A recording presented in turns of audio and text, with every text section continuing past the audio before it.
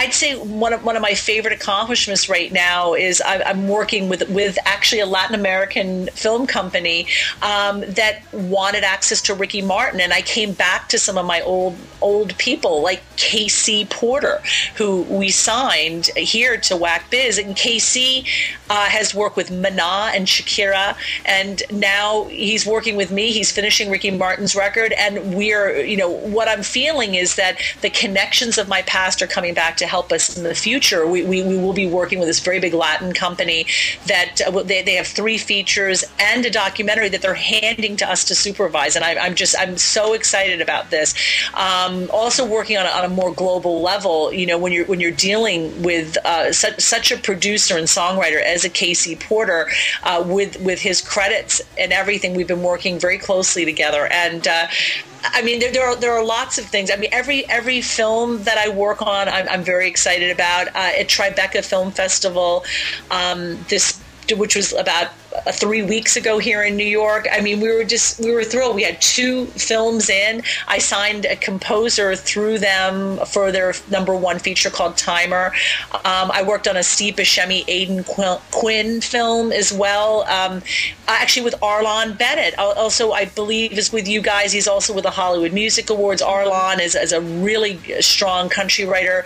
Guys, can you let me know? I think he is with you guys. Is he not, Arlon Bennett? Yeah, I believe he came. I believe that he came through you. But there's even Mark Black, people like that. Yeah, they're these main songwriters that you are under the radar, but yet film people love them.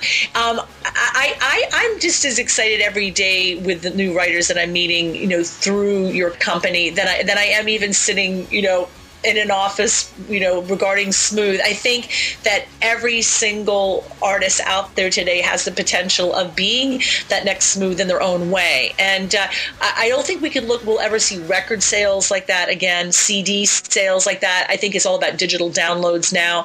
But I most certainly think the exposure and the notoriety and maybe even having that next song on American Idol next year, we can push for that. That would be a dream. Because we might even go sooner than that, because we have the British X Factor coming up, and that, if it's going to be as big as Britain's Got Talent, we're moving, Well, that's key. I was just at the CSAC Writers Awards also about 3 weeks ago. I've been busy. I've been at a lot of places, and the #1 song in 2008 for CSAC was a song that David Cook sang at the finale, and they had 100 million views and close to multi-million downloads of the song.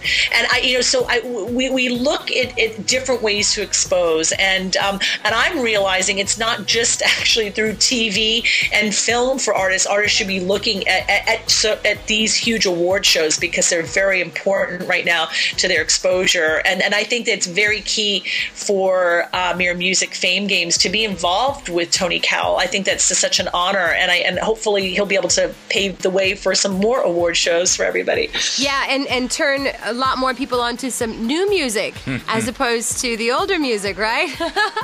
Well, Dennis, I'm telling you, that's correct. And what I'm thinking right now is that you guys are the experts of the new music today, and you're passing on your knowledge to companies like WacBiz.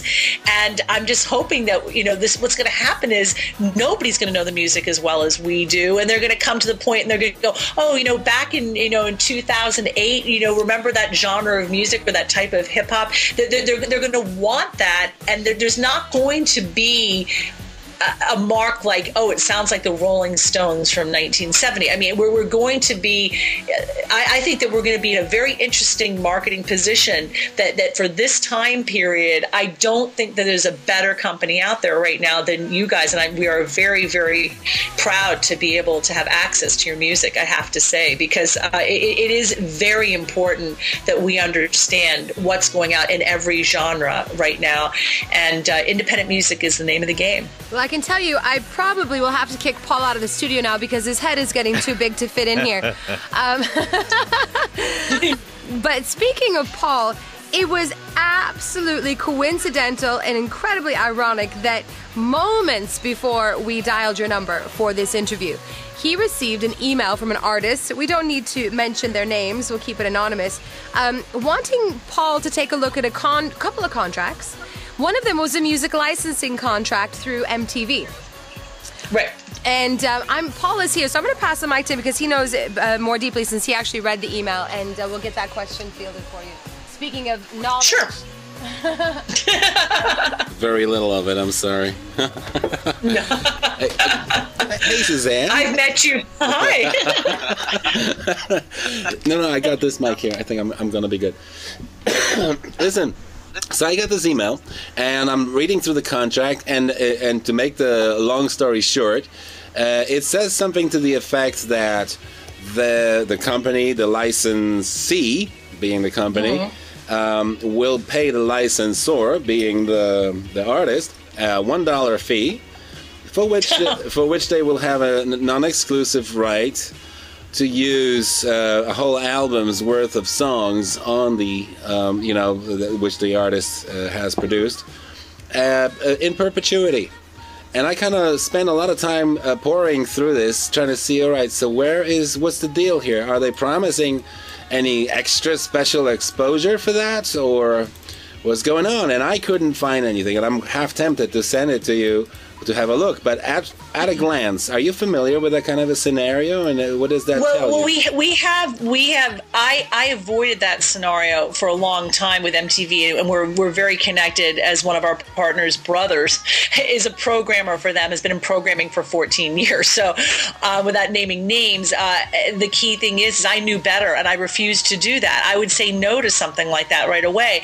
We have what they call a Q card rate, a deal with them for the next 2 years, which recently we signed, that gives a bare minimum of many hundreds of dollars, up to thousands of dollars, because they think that the way that these young or independent artists will get paid is later on through their publishing royalties, through GAMA, CSAC, BMI, ASCAP. That may be true, but it's not. I mean, the money just really isn't there. And I have to say, the music is nameless. I mean, if they use it any which way they want, that means they might just use the music without giving them any credit, right? Right. Well, they have to give credit, but the credit rolls so quickly. A lot of shows. I mean, and there's some networks like the CW, for instance. They'll do a really nice thing at the end, and they'll put like the website, and they'll put a photo of the album. I mean, there's sometimes they do that. MTV does not guarantee that. They don't do that. Do they have their own websites, and do they have the capability to do that? Yes. I mean, that's what I would add. You want to do it for $1. What are you giving me in exchange for promotion? Because we all know this. We'll watch a show, and if we can't, go to YouTube or figure it out, like, how are we going to find out what the artist's name is? I mean, I don't think that there's a lot of value in it. And do I think it's going to change that artist's life? I don't. I also would be very weary to make sure they're not taking publishing from them, and I'd also be very weary to make sure that that it's non-exclusive. And I'll tell your artist that non-exclusive is the name of the game. You don't want to be giving away the album and turn around next week and have Steven Spielberg get in touch with you and say, I want this song to be in my next film, and it'll be like, oh, I can't. MTV exclusively has the rights. It's not exclusive, but it's in perpetuity. Is that kind of a normal thing, or? Well, perpetuity is becoming normal. Perpetuity doesn't scare me as much as exclusivity, because if it's not exclusive, it means that it most certainly can be in a film, in a car ad. It can be anywhere else. Perpetuity in these days is in perpetuity of the project, which usually means going through to DVD. And that's what a problem was in past licenses just not too long ago. They would sign it for broadcast rights, for airing on television, and in re-release.